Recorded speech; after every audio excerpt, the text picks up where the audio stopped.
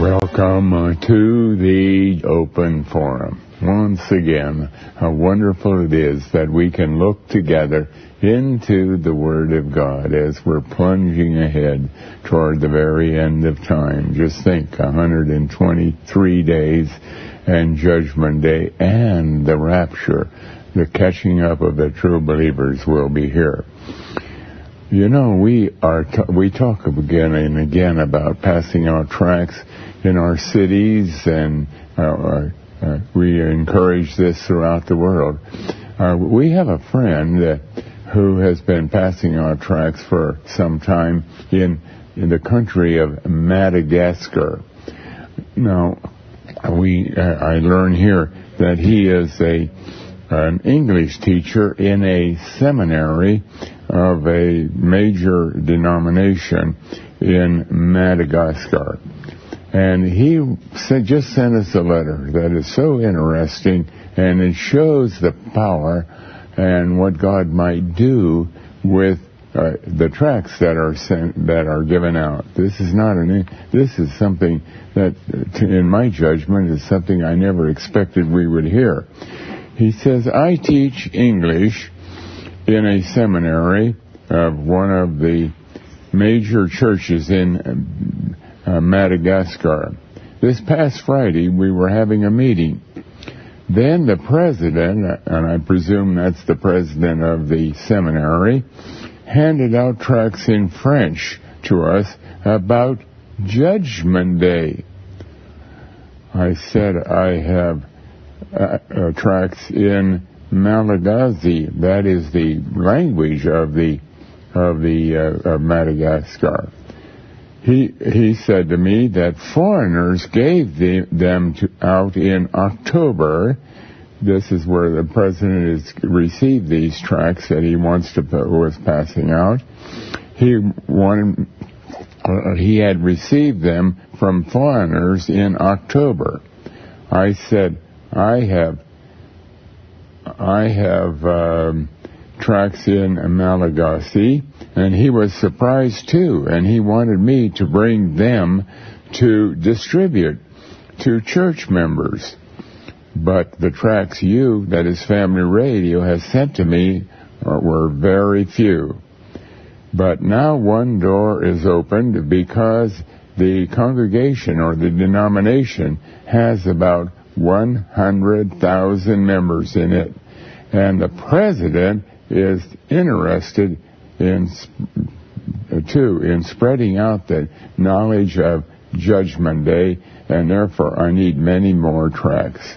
I wonder if you can send a great quantity to me, and of course that's all going to be arranged very quickly. But just think about this now. Some foreigners, a little tract team of some kind, last October was in Madagascar passing out tracts, and this English teacher in a seminary took one and began to get very interested and began to pass them, made arrangements with us to get more so that he could pass them out. And now even the president of the seminary of that denomination wants to pass them out. My, what is God doing? And so don't ever think that passing out tracts is not important. This happens to be a super excellent situation, and of course we are working now with them to get them as many tracts as they can possibly use. Incidentally, the same English teacher said, besides, now I have an appointment with the journalists of the most read newspaper in Madagascar. Please pray that something great will happen. And again, the news is getting out in that country in a tremendous way. And so, right now, for example, we have Prophet Jonah, Project Jonah, in which people who want to donate the remaining 123 days, that's today, tomorrow it'll be 122 days, to go to with a team to go to this country or that country, and we have people now in many countries that are passing out tracts. If you would like to make an application to be part of that, you can look on your website, familyradio.com, and ask for the Prophet Jonah, Project Jonah application. Or if you don't have a website, you can call Family Radio, 1-800-543-1494, and ask for the Project Jonah connection, and we will immediately send you an application. And we are interested in as many people as possible that can do this, and we are paying virtually all the expenses for this. Of course, those who make application have to qualify. We have to be very careful that when we send people out, they work well with each other, with other people. They've had some experience passing out tracts, and so on. But I can't. It's thrilling. It's thrilling to get a letter like this and to see how God is using our puny efforts of trying to get the message out into the world, that it is being multiplied by many other people. And we're so grateful to hear about this. And let's be praying for those missionaries, because everyone that goes out is a missionary, believe you me, that God will be with them and bless their efforts. Some of our people are going into fairly dangerous countries, and they have to be very, very careful as they are passing out tracts or as they are passing out a card that encourages people to listen to FamilyRadio.com or to the radio station that happens to the shortwave radio or the medium wave radio station that happens to be broadcasting in that area from Family Radio. Well, so much for a report, but it's a very unique report, and it should encourage all of us to become more interested in this kind of activity, because we are commanded in Ezekiel 33 and in Ezekiel 3 to warn the world, and at the same time to tell the world that not only that Judgment Day is about here, but also that God is still saving people today, and we can encourage people to cry out to God for mercy, cry out to God for mercy, because they don't have to know anything from the Bible except to hear something at all, just like the words Judgment Day come from the Bible and come very humbly. And it's possible, there's no guarantee, but it's possible that some of them will also become saved. But now we're going to go to our program, and we're going to begin with our first caller. Welcome to Open Forum. Good night. Welcome to Open Forum. Good night. I have one question for you, Brother Camping. Yes. What is the color of leprosy? What is the color of leprosy? Leprosy. I think it is kind of a white color, but I can't say that. I think according to the Bible, it's kind of a white color. The Bible said when they had leprosy, their skin became whiter than snow. So why on Family Radio do you teach that Moses got married to a Cushite woman, while Deuteronomy chapter 12, verse 1 to 4, say that he was married to an Ethiopian woman, and an Ethiopian woman is supposed to be a black woman? Well, no, I'm sorry. Now you're getting into several subjects here, but Moses was married to. Excuse me. Let me try to speak to this. Moses was married to Zipporah, who was a Cushite. Actually, in the Hebrew language, that we get the word Ethiopian there. They were called Cushites, and she was not from a descendant of Abraham. She was from the Midianites, who were also apparently called Cushites, and so he was. What the color of her skin was, we have no indication in the Bible at all. And but Moses, but insofar as leprosy is concerned, it is his sister, Moses' sister, who disobeyed God, and God's made her a leper for 7 days, and that's another story. But his wife, Zipporah, she never did have leprosy. They cursed Moses because he married to an Ethiopian woman, and she's a black woman, and you won't say in your family radio that the woman was a Cushite. I'm sorry, what is your question? Deuteronomy chapter 12, verse 1 to 4. Well, I'm sorry, I can't help you any further. I think I've tried to help you as far as I can go. But thank you for calling and sharing. And shall we take our next call, please? Welcome to Open Forum. Yeah, Mr. Hebrew. Anyway, the main one I really want you to read is Romans 2:15.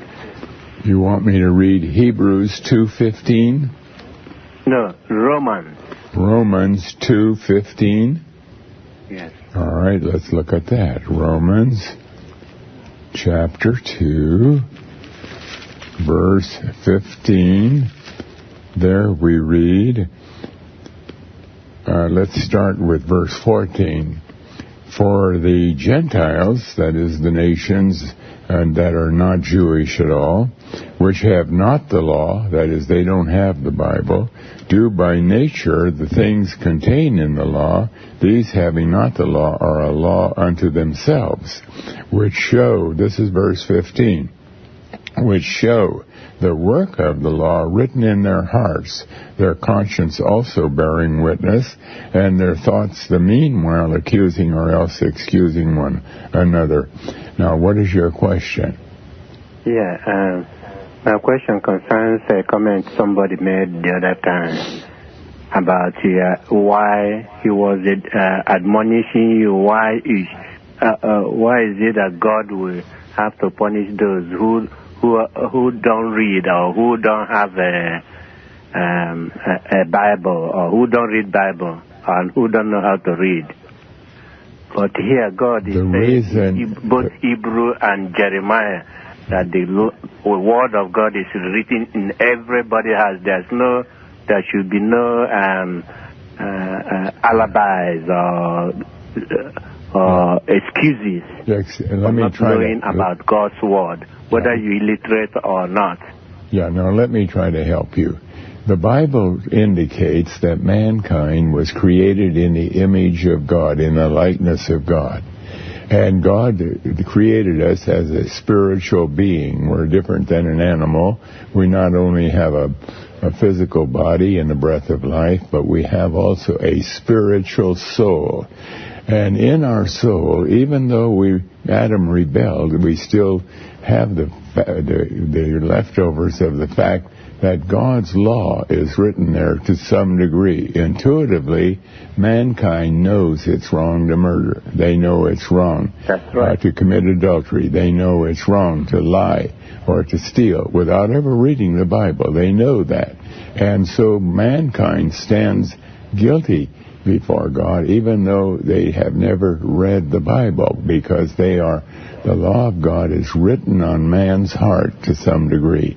And so that's why then the proof of it is that every human being that has come into existence eventually died. And a great many of them never heard anything from the Bible, but God's law to that degree was written on their heart, and so they were still under the wrath of God because the wages of sin is death, and sin is the transgression of God's law. So they still stand guilty, and the proof of it is that every human being that has come on the face of the earth eventually has died, except for a couple men that were caught up to be with Christ. But that's a separate issue. But do you see in 15 how their conscience is being punish them for the lies and the sins they have committed? That's why I mentioned Romans 15, because aside from what you just said, even though they haven't read the Bible, the law they have violated about God, disobedience to God, is punishing them. You see how on the 15. Excuse me. God's law is written on their hearts. They know they are doing wrong. They know intuitively, because God's law has been put on and is part of their creation. They know there is a God. They know there is a judgment day coming sometime. Like today, there's no human being that can say, "Oh, I don't know anything about judgment." In their heart, they know, and that's why there's a lot of fear developing all over the world. Great fear, because they intuitively know that they have to answer somehow to a higher being. They don't know any of the details like we can know when we have the Bible, but nevertheless they know enough so that they know they are guilty before God. But thank you for calling and sharing.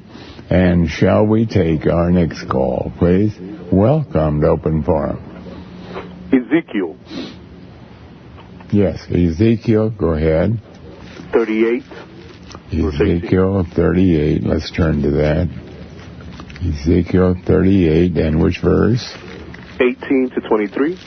18, let's turn to that. Ezekiel 38, verse 18.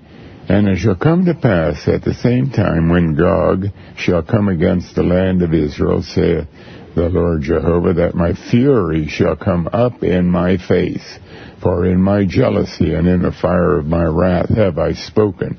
Surely in that day there shall be a great shaking in the land of Israel, so that the fish of the sea, the fowls of the heaven, and the beasts of the field, and all creeping things that creep upon the earth, and all the men that are upon the face of the earth, shall shake at my presence. And the mountains shall be thrown down, and the steep places shall fall, and every wall shall fall to the ground. Now, what is your question? Is this about Judgment Day? This is about Judgment Day. This is a very, very picturesque, a very dramatic statement of what Judgment Day is. It parallels what we read in Revelation chapter 16, where it says that in verse 18, there will be a great earthquake, which was not since men were upon the earth. So mighty an earthquake, and so great. And the great city was divided into three parts, and the cities of the nations fell. And great Babylon, that's the whole kingdom of Satan, came in remembrance before God, to give unto her the cup of the wine of the fierceness of his wrath. And that's talking about the character of Judgment Day, which begins with this great shaking. And that is necessary in order that the tombs will be thrown open, so that two things will happen. The bodies of the true believers, or whatever remains are there, will come out and be in their glorified spiritual bodies, where those individuals will be caught up to heaven, and all the remains of the unsaved will be thrown out to be shamed in the eyes of God. Yeah, I see that everybody's going to shake at his presence when he comes. Yeah, it's really is a very descriptive, and I thank you very much for calling our attention to Ezekiel 38, verse 18. And thank you for calling and sharing. And shall we take our next call, please? Welcome to Open Forum. Welcome. Yeah, you know that the verse in Thessalonians, be not ignorant of this very thing. Do you know exactly where that's at? Being ignorant of it. You're talking about. Yeah, don't be ignorant. That verse is 2 Peter, chapter 3, verse 8. Beloved, don't be ignorant of this one thing, that a day is 1,000 years, and 1,000 years is a day. Now, what is your question? Well, my question is that the people he wrote to back then, they read that verse. Didn't they read that verse? Or was that verse not addressed to them? Was it? Because was that verse addressed to them or not, or just to other people who are, going to be leaving on the 21st of May? Oh, I see. You see, the whole Bible was written not just to the people that it was written to at that time. It wasn't written just to people who it was written to. Oh, okay, that makes sense. I got that. Okay, go ahead. Yes, now let me try to explain here. The Bible was written for the whole human race. God used particular incidents or conversations or historical facts as the message, or to illustrate or help develop the message of the Bible, but it was not, a lot of the time, it was not understood at all by the people to whom it was addressed, but slowly on it is to be understood by anybody who is carefully searching the Bible. And in our day, we have particular advantage because much of the Bible, God has written about it in such a way that nobody could understand it until our day. But thank you for calling and sharing. And shall we take our next call, please? Welcome to Open Forum. Yes, hello, Brother Camping. Could you read Romans 1:18 through 20? Romans 1:18 to 20. All right, let's look at that. Romans 1, verse 18 to 20.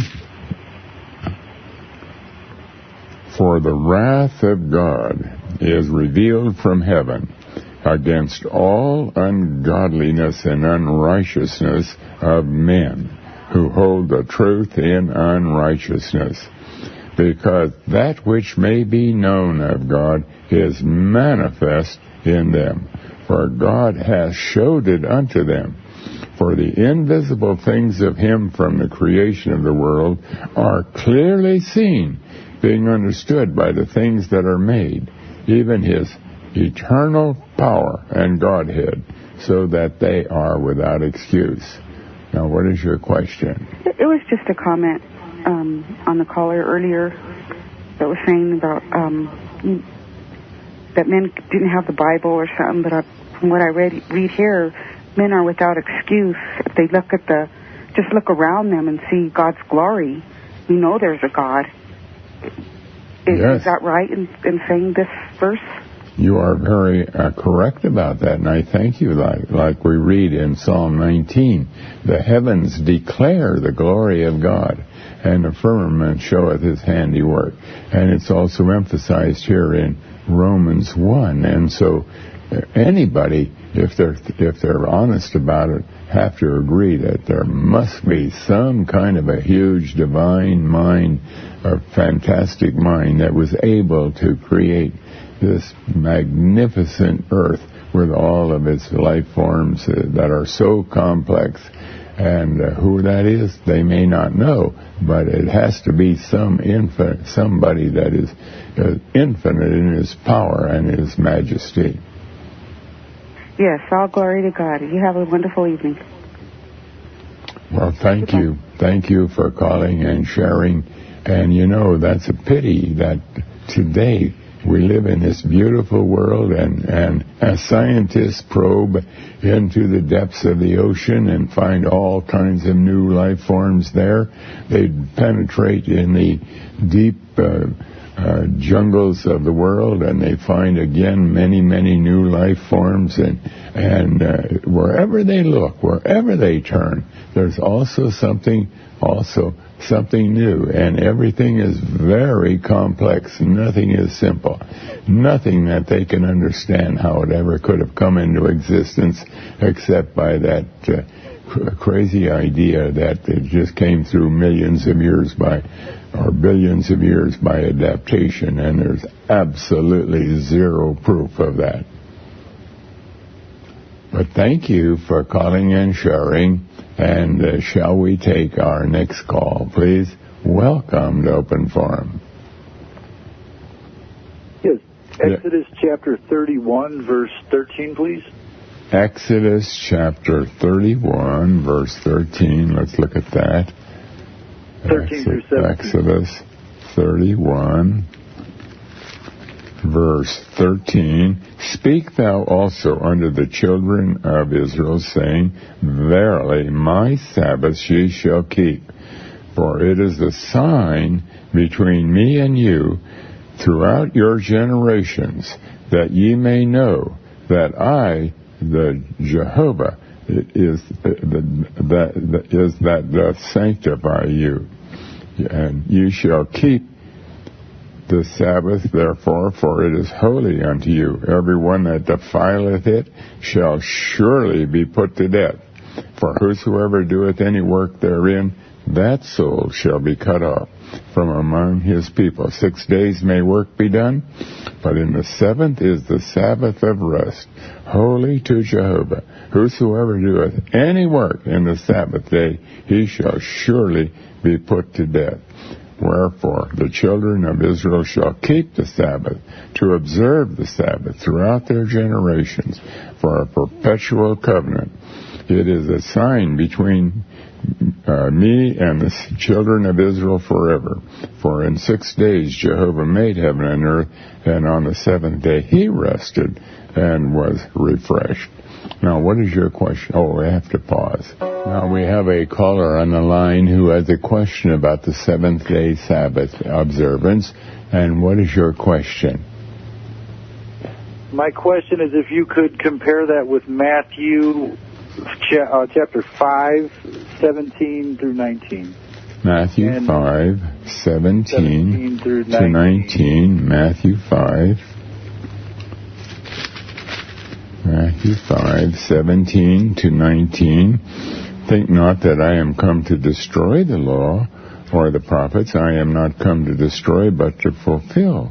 For verily I say unto you, till heaven and earth pass, one jot or one tittle shall in no wise pass from the law, till all be fulfilled. Whosoever therefore shall break one of these least commandments, and shall teach men so, he shall be called the least in the kingdom of heaven. But whosoever shall do and teach them, the same shall be called great in the kingdom of heaven.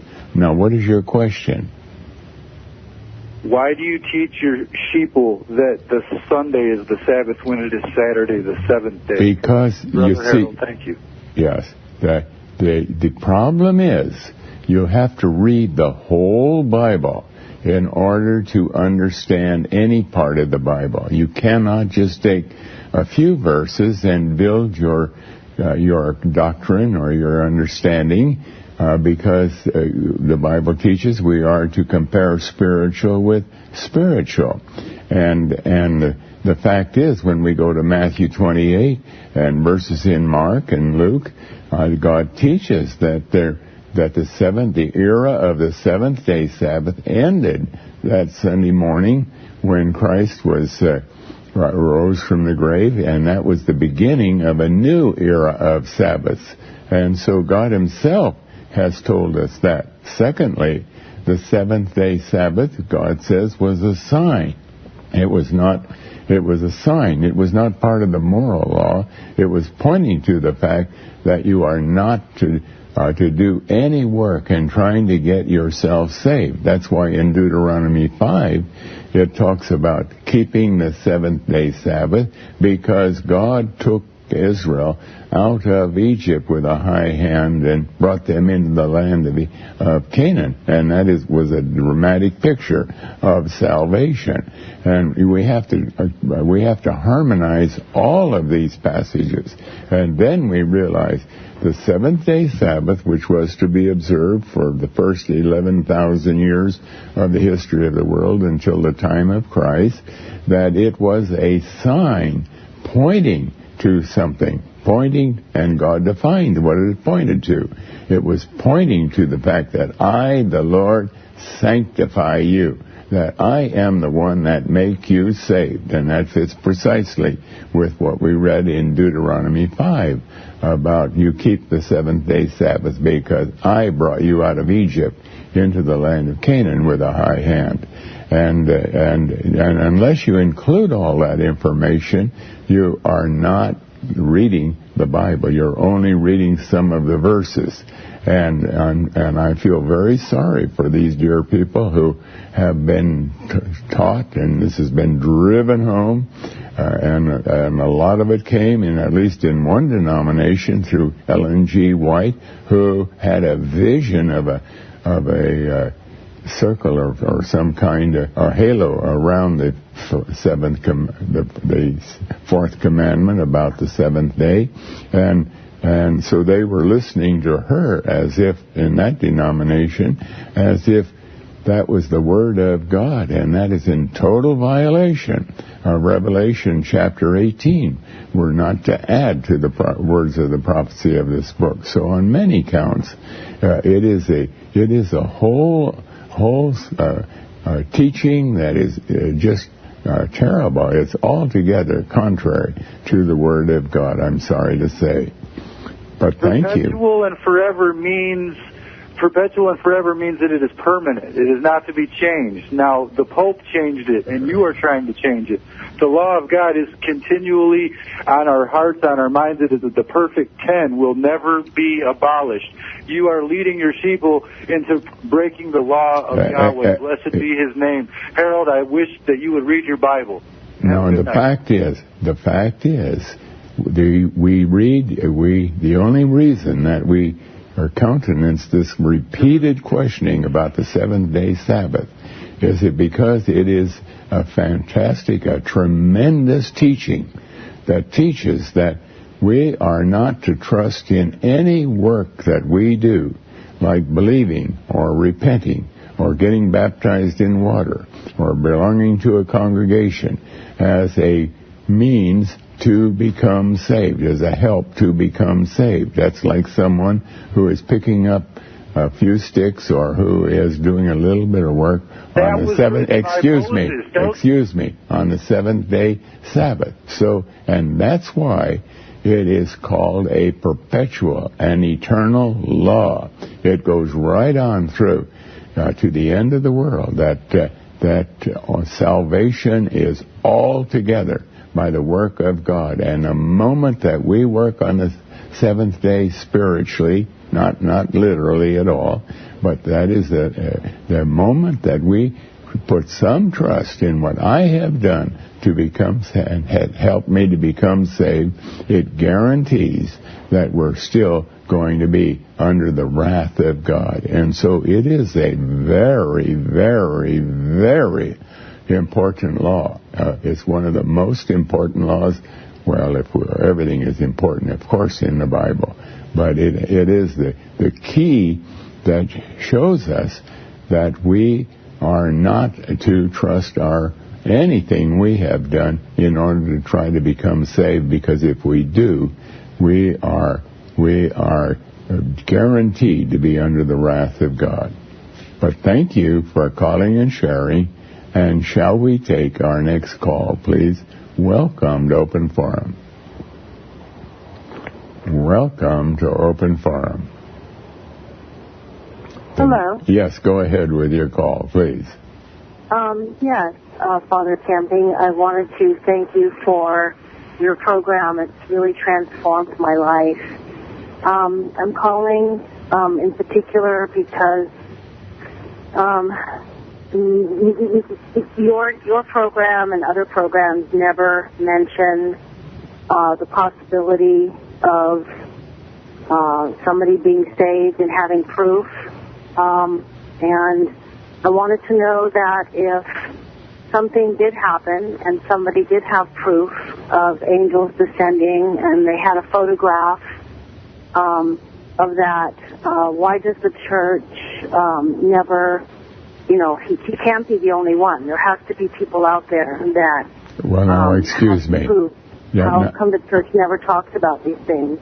Yeah, well, now the fact is that we do read in John. This is what I think what you're referring to in the Gospel of John, chapter 1 or chapter 2. Let me see. Once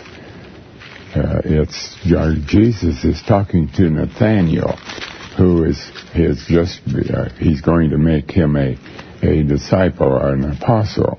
And we read in John 1, verse 51, and he saith unto Nathanael, unto him, Verily, verily, I say unto you, hereafter ye shall see heaven open, and the angels of God ascending and descending upon the Son of Man. I think that's what you're referring to. Now, I am, and he was accused of being schizophrenic, and that thing happened as a result. So I'm wondering if, why nobody ever talks, why the church never really talks about the possibility and what that would look like and what that would mean so that people are more comfortable. Well, now let me explain what God is saying here. First of all, the word angel in the Bible is both in the Hebrew language and in the Greek language. The Old Testament is Hebrew, the New Testament is Greek, is a word that fundamentally means messenger. And God indicates in the Bible that there are three possibilities of what a messenger is. It can be a human being, it can be an angel, the word angel is that word that is translated messenger, or it can be God himself, because Christ, for example, is called the messenger of the covenant.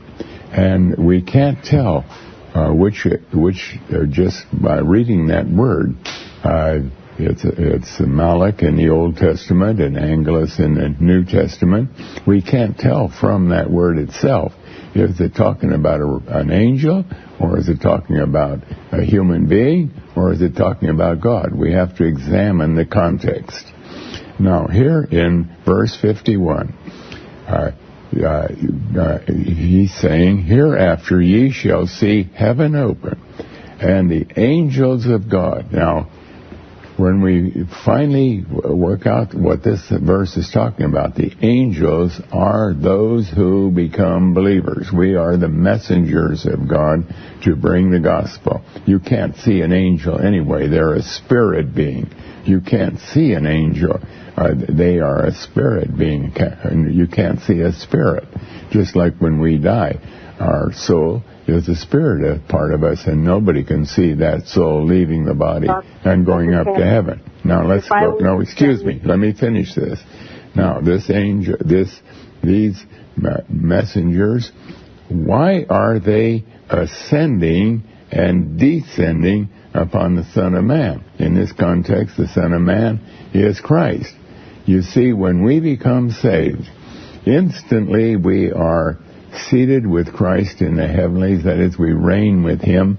And so upon the fact that Christ saved us as a true believer, we ascend into heaven spiritually, not physically or literally. And then instantly, as it were, we're commanded to be an ambassador of Christ to represent the kingdom of God to this world. So where do we have to do that? in this world. So it's like we descend out of heaven, again on the fact that Christ has saved us. It's on him. So this verse is not talking at all about angels. It's talking about what happens when we become saved, and it's, of course, to be understood entirely spiritually. It's not a physical situation that is described. But thank you for calling and sharing this interesting question. And shall we take our next call, please? Welcome to Open Forum. Yes, thank you. Can you tell us a little bit more about what heaven is going to be like? Can you tell what happened? What heaven will be like? Oh, I have no way to tell you at all. I have no way to tell you except that, I can at least say some things that we know. There's no sin. There is no testing to see once whether we might fall into sin. When we go to the new heaven and the new earth, as all the true believers will, we will be there eternally. There's no death of any kind. There's no sorrow. There's no suffering. And we will be joint heirs with the Lord Jesus, that is, co-owners of the new heaven and the new earth. We will be reigning with him in some way. And so it is way, way, way more mysterious and glorious than our human minds are able to anticipate. Okay, thank you. Thank you for calling and sharing. And shall we take our next call, please? Welcome to Open Forum. Hi, Mr. Campion. How are you tonight? Hello? Oh, I'm very well, thank you. Great. I had a question. I just wanted to get your opinion on James 2, chapter James 14. 2. You want James 2. And which verse? Verse 14. Verse 14. What doth it profit, my brethren, though a man say he hath faith and have not works? Can faith save him? Now, what is your question? Well, I just wanted to get your opinion on that, and then I have a comment after that. I'm sorry? Could you repeat that?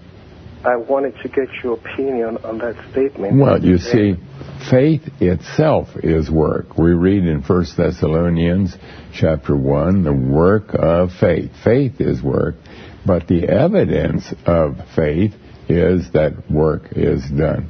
Christ, for example, is the very essence of faith. In fact, God gives him the name faithful.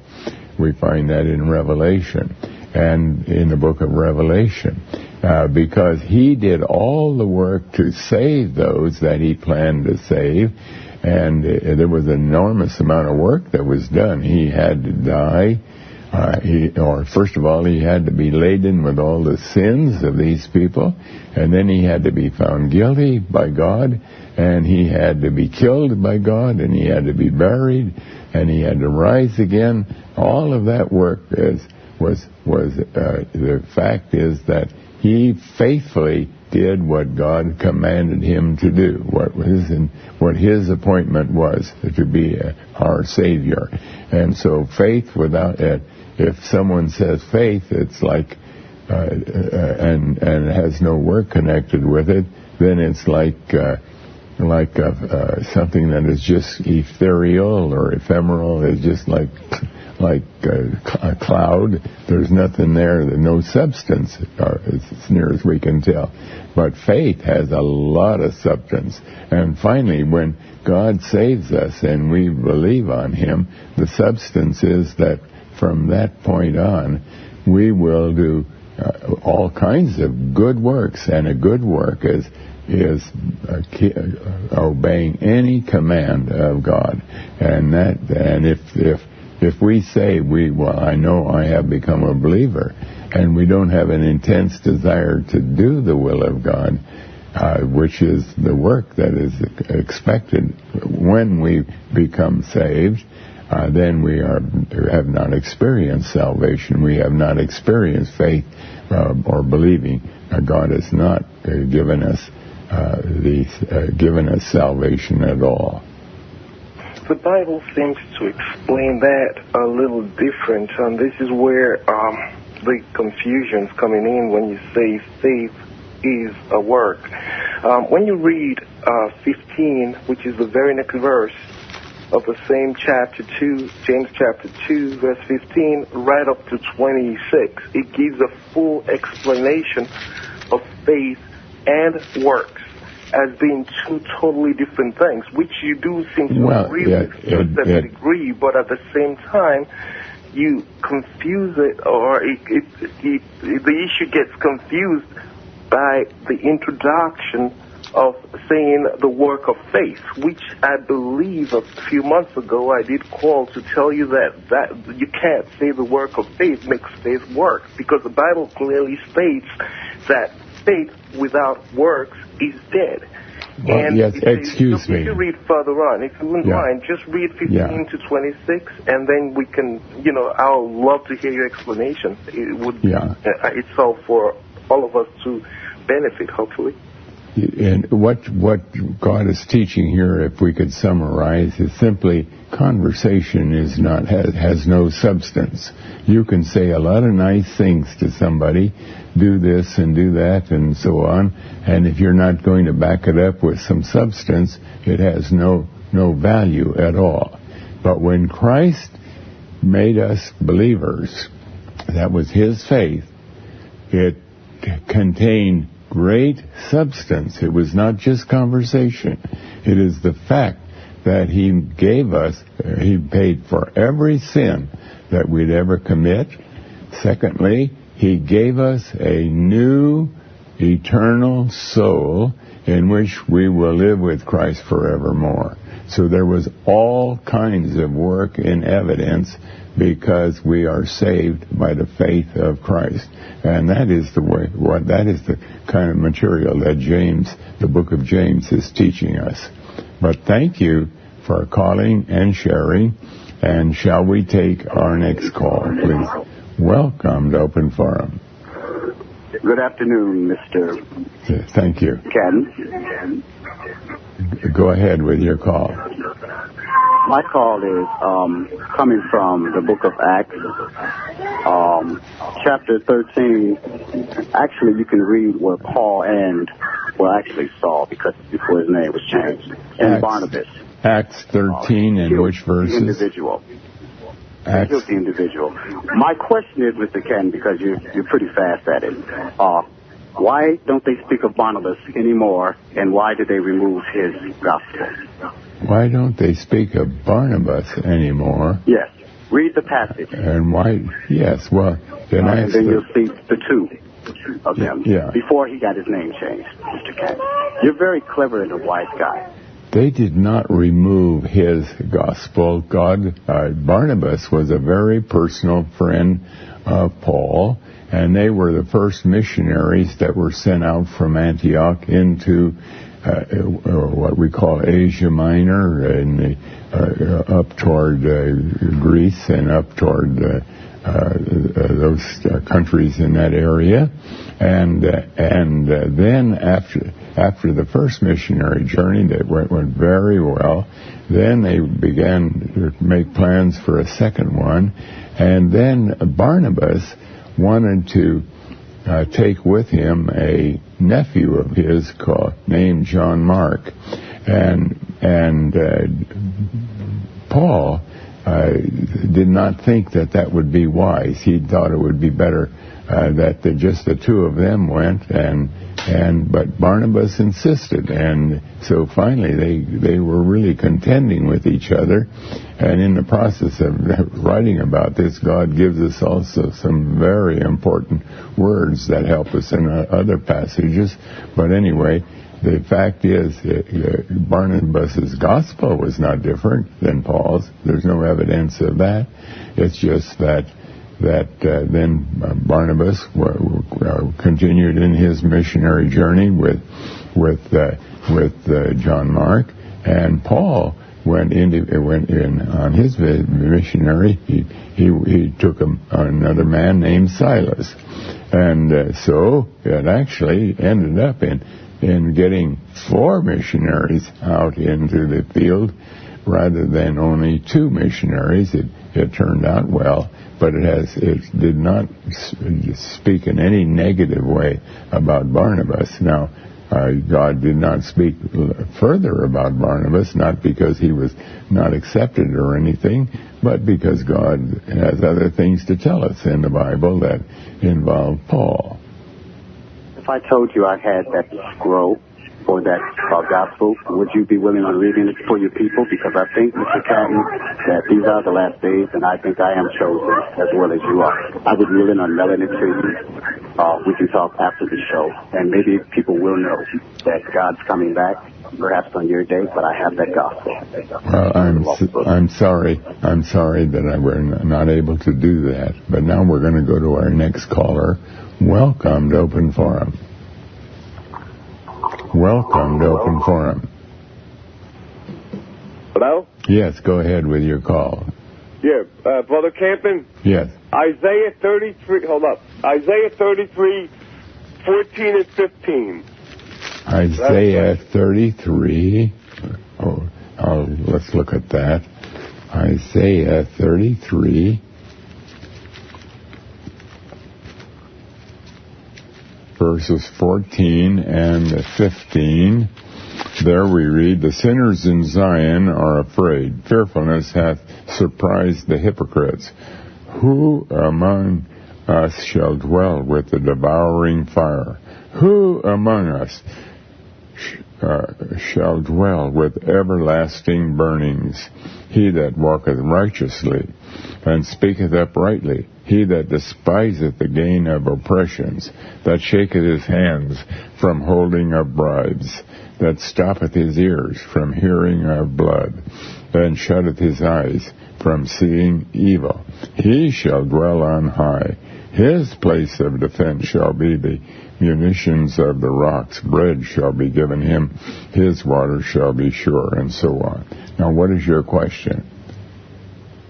That the people who teach hell, they only go to Isaiah 33:14, but the next verse, it sounds like the people who are saved will be with the everlasting fire of God without being hurt by God. Verse 15, "He that walketh righteously and speaketh uprightly, he that despiseth," well, that's what I read. Yes. The people, it's the saved people who have conscious existence in the everlasting fire. I see. You're looking at the word everlasting fire. Well, you know, the Bible defines that later on. Whenever we read passages, anything, anywhere in the Bible, we have to check through the whole Bible to find how the Bible guides us into understanding what is being indicated. And here, when we look at everlasting burnings, we immediately think of, God defines that in Jude, verse 7, where God uses the destruction of Sodom and Gomorrah as an example of everlasting burnings. We read there in Jude, verse 7, "Even as Sodom and Gomorrah and the cities about them in like manner, giving themselves over to fornication and going after strange flesh, are set for an example, suffering the vengeance of eternal fire." And that's everlasting burnings. And we find that kind of a phrase sprinkled all through the Bible. But here God defines it. He says, now I destroyed Sodom and Gomorrah and the other 2 cities, Admah and Zeboam, and they are an example of everlasting fire. Well then, should we then, if everlasting fire means that the fire is going to burn and burn and burn, then we know where Sodom and Gomorrah were located. There's no question at all about that. And yet there's no cities there burning and burning and burning. That fire went out shortly after. And so God is defining the phrase everlasting burnings or everlasting fire. It does not mean the fire goes on forevermore. It means that which is burned up is everlastingly destroyed.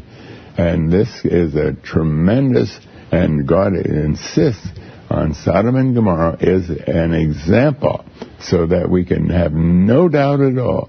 It is guiding us to how we are to understand anything that talks about eternal destruction.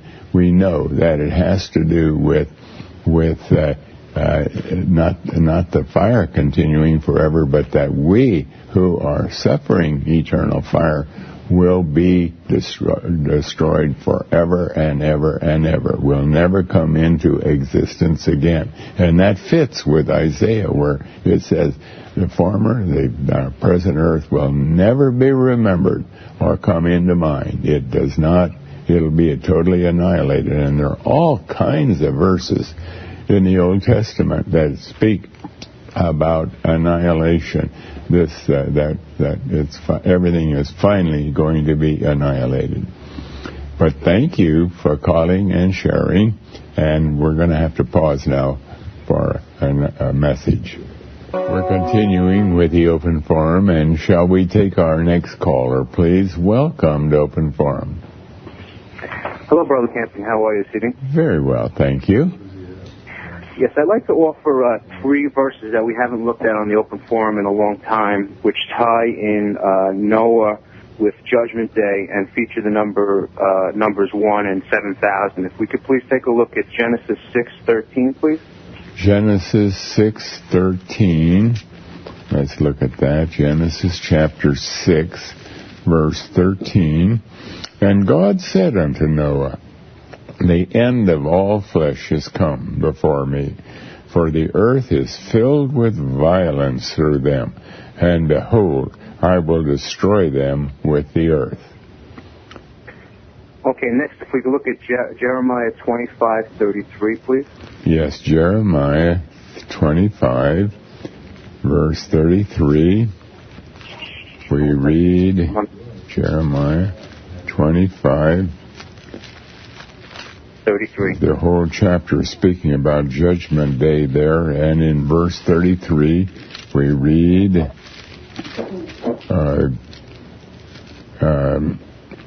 and the slain of Jehovah shall be at that day from one end of the earth, even unto the other end of the earth. They shall not be lamented, neither gathered nor buried. They shall be dung, that is manure, upon the ground. Yes, now the last verse is Revelations 11:13, please. Revelation 11:13.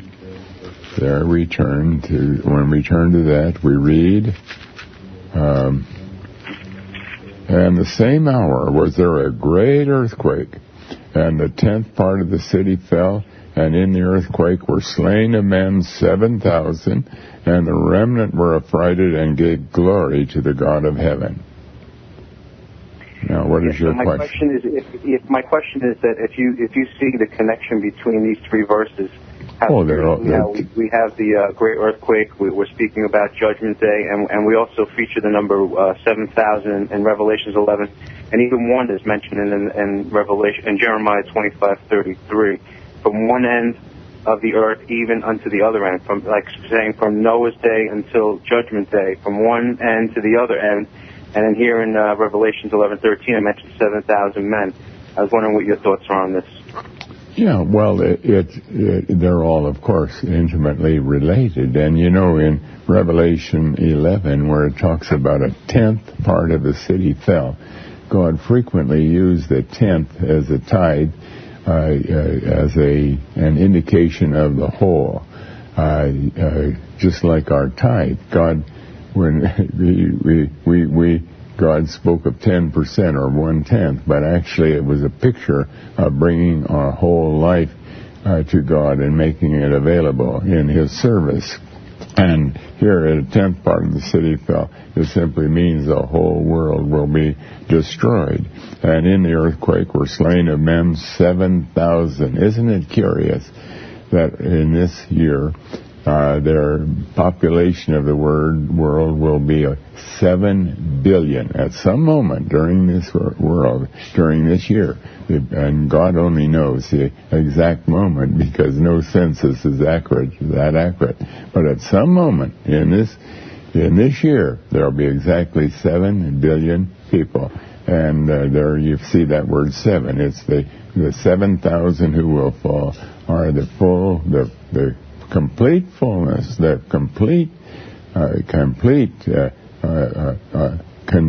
situation of all of those who remain unsaved. They will all be destroyed in the day of judgment.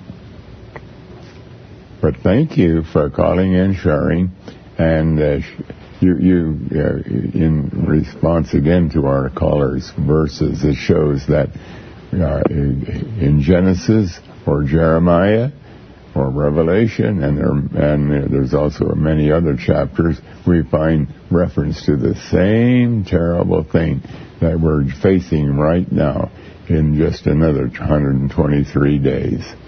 But shall we take our next call, please? Welcome to Open Forum. Yes, Brother Camping? Yes. Good evening, and thank you for taking my call. My verse is Malachi chapter 4, verse 5. Malachi chapter 4. Malachi chapter 4, verse 5. We read there. Well, that's set right here. Malachi chapter 4, verse 5. Behold, I will send you Elijah the prophet before the coming of the great and dreadful day of Jehovah. And he shall turn the heart of the fathers to the children, and the heart of the children to their fathers, lest I come and smite the earth with a curse. Now, what is your question? Yes, my question is, how does that relate spiritually and to the coming of the Lord? And what would that be a sign that we should be watching for, or is that just a spiritual meaning there? Well, first of all, in its most direct understanding, we know that this is referring to John the Baptist. If we go to Luke chapter 1, verse 17, we find there where God is saying in Luke 1, verse 17, and speaking to Zechariah, the father of John the Baptist, and that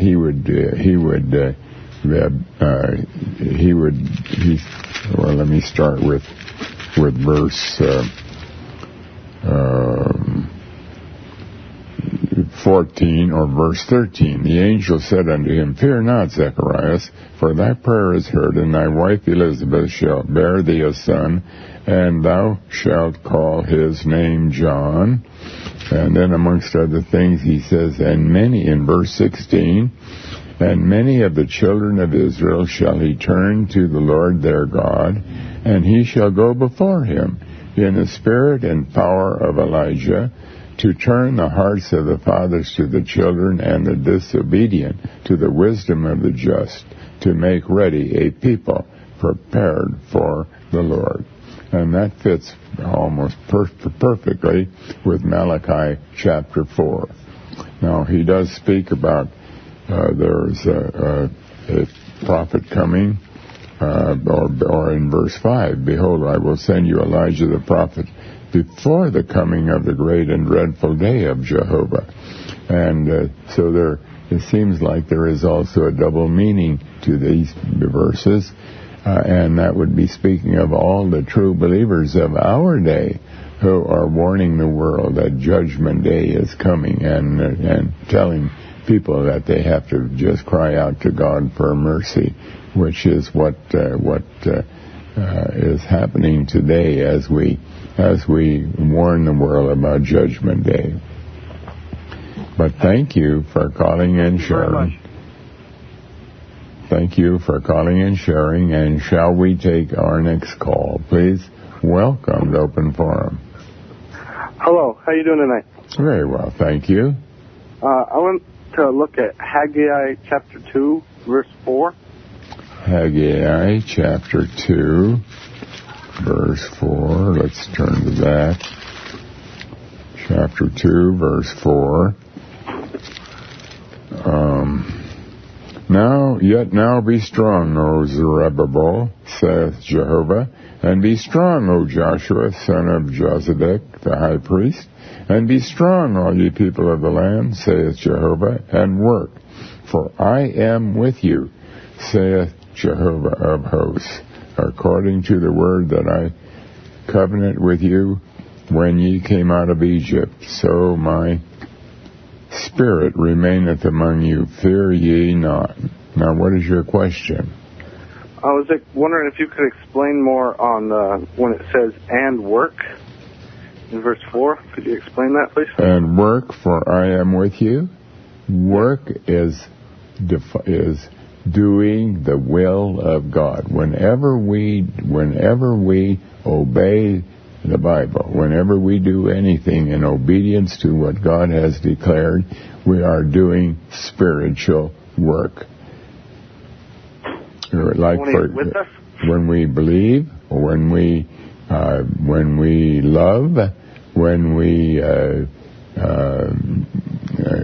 make sure that we don't fall into sin of any kind, this is all work that we are doing. And it's God helping us through that? Oh, yes. Remember what we read in Philippians chapter 2? Work out your own salvation, that is the salvation that God has provided for you, with fear and trembling, for it is God who worketh in you to do will and to do of his good pleasure.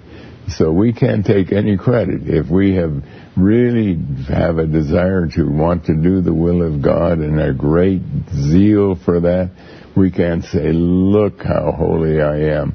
We have to say, all I can do is thank God that he is motivating me and working through me, because I would never do it of myself. Right. So salvation belongeth unto the Lord.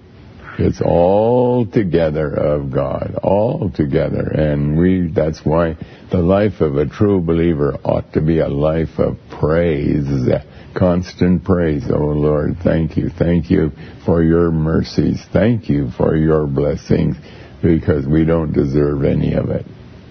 Yes, sir. Thank you. Thank you for calling and sharing. And shall we take our next call, please? Welcome to Open Forum. Good afternoon, Mr. Campy. How are you? Very well, thank you. I'm well. I wanted to talk to you about Daniel 12. When you talk about people dying and then there is no consciousness left. But in Daniel 12, it talks about Daniel going to sleep and then coming back again. And it also talks about the people that are going to be raised for retribution. You're talking about Daniel 12, verse 1, where we read, and at that time shall Michael stand up, the great prince, which standeth for the children of thy people, and there shall be a time of trouble, such as never was since there was a nation, even to that same time.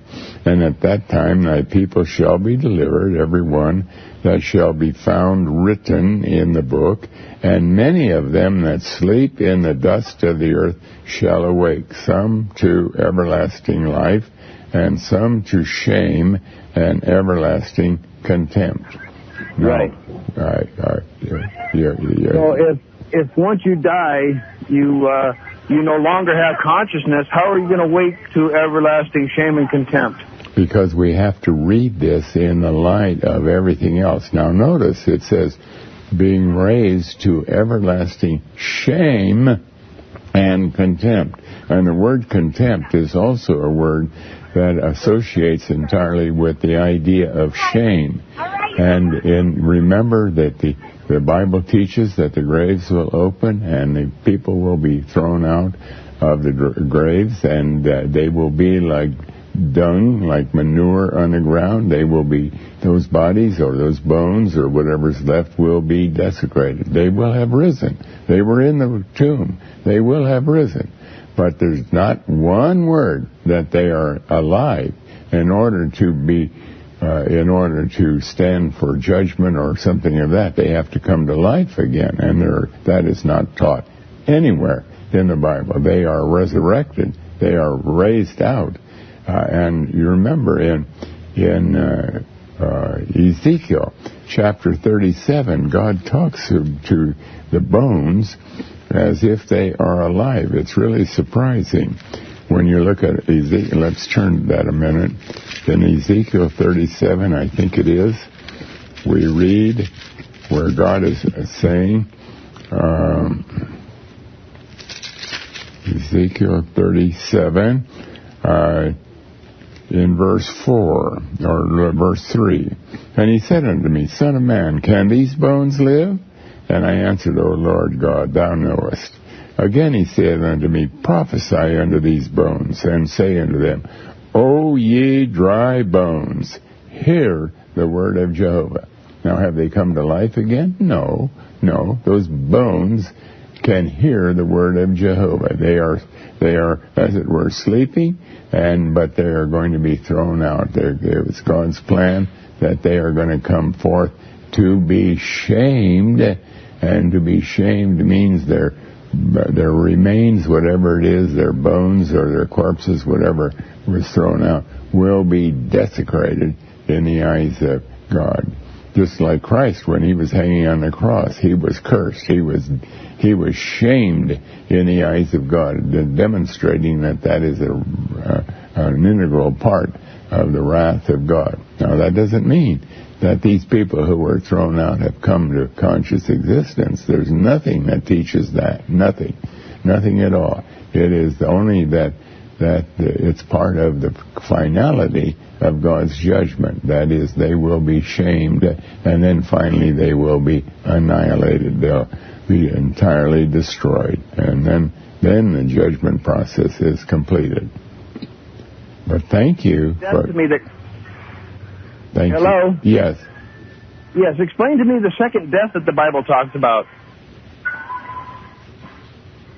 Well, the second death, that's another question, but I will quickly... You have to come to consciousness and be alive in order to die a second time, don't you? The second death is the end, the completion of the judgment that it's annihilation. That is spoken of as the second death. It is not that they're alive again. It is that it's the completion of God's judgment plan. It's the lake of fire that is called the second death, the whole judgment process. But thank you for calling and sharing. And shall we take our next call, please? Welcome to Open Forum. Yes, evening, Brother Kevin. How you doing? Very well, thank you. Yes. Can you please turn to the Matthew chapter 24, verse 22? Matthew 24, verse 22. Let's look at that. Matthew 24, verse 22, we read, And except those days should be shortened, there should no flesh be saved, but for the elect's sake those days shall be shortened. Now, what is your question? What does it mean, those days? How are those days shortened? What does that mean? Well, this is a very good question, and I'll tell you, I struggled a long time with this, and it's what got me into trouble when I wrote the book 1994, because this is the verse that I didn't understand. The fact is that God talks about a great tribulation that would go on for 8,400 days, which is exactly a full 23 years. And it starts out for the first 2,300 days there's virtually no one being saved anywhere in the whole world, in the churches or anywhere.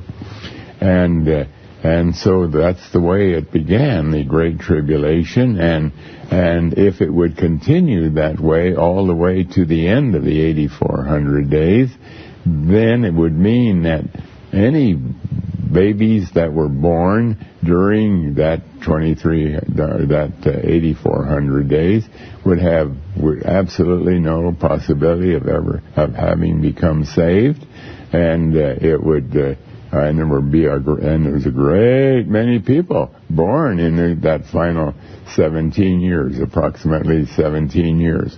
And so for the sake of those that God still had to save, because they were elected by God from before the foundation of the earth to be included in the saved, God shortened the 8,400 days to 2,300 days, and then he began the plan of salvation again, a great multitude that we read about in Revelation 7, a large crowd that still were to become saved during that final 17 years.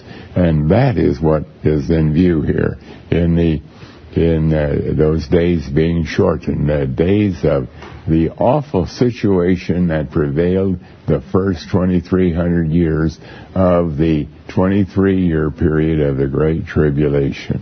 And that's what got me into trouble in 1994, because I assumed that the 23-year period would be shortened to 2,300 days, and that landed in 1994, and I did not understand at that time. There was still a salvation plan, an ingathering that God still had to do, and but I knew that the end would have to ordinarily deal with 2011, and then later on I understood that accurately. Okay, thank you very much. Thank you for calling and sharing. And shall we take our next call, please? Welcome to Open Forum. Hi, Brother Camping. Yes. It must have been about 10 years ago or so that I asked you about a verse in Luke, and you didn't have an answer for me. You didn't have an understanding of that one. And I want to ask you again with your understanding now, if you have any understanding on this verse, and also look at a verse in Isaiah that seems to be harmonizing with it, but I'm not necessarily positive, but it sure does seem to be the same thing, and that's Luke 21:11. Luke 21:11. Let's look at that. Luke 21:11.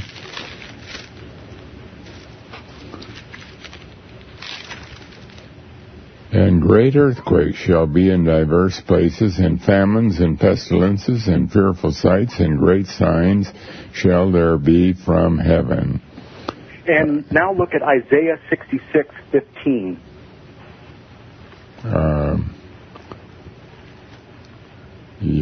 Isaiah chapter 56, verse 15. No, 66. 66, verse 15. Correct. Let's turn to that. 66, verse 15. There we read, "For behold, Jehovah will come with fire, and with his chariots like a whirlwind, to render his anger with fury, and his rebuke with flames of fire. For by fire and by a sword will Jehovah plead," that means judge, "with all flesh, and the slain of Jehovah shall be many." Now, what is your question? Well, what I notice in Isaiah is that use of the word chariot, and that word is Merkabah, which is only used in the Old Testament to speak of chariots that men use. It isn't the other one, Rekeb, that is usually used also as a dual meaning for millstone and other meanings. But this one here is only used to mean literal physical chariots. And I'm wondering, why would he say that these chariots come with God from heaven? Well, first of all, if we look at Isaiah 66, verse 15, it is not talking about literal fire. God is talking about judgment, and he constantly uses fire, not because there will be literal fire, but because God speaks of himself as a consuming fire. You find that in Hebrews chapter 13. He is a consuming fire. And a fire is something that is totally destroyed. He's in another place. He is called destruction. These are terms that God applies to himself to indicate the the character of his wrath, but it does not talk about literal fire. That is insofar as until we get to the very last day when everything will be destroyed by fire. But until that, there's no evidence of fire that will particularly stand out. And so the same way with chariots, God uses chariots in different ways. And remember when Elijah was caught up, he was caught up in a chariot of fire, and that again is emphasizing that. Well, I don't want to get into that because that's another subject. But the fact is, chariots are used in various ways, and they do identify with God coming in judgment. Now, in Luke 21, verse 11, there we read, "A great earthquake shall be." Now, we have to get the context. It begins in verse 7. And they asked him, saying, "Master, but when shall these things be? And what sign will there be when these things shall come to pass?" And he said, "Take heed that ye be not deceived.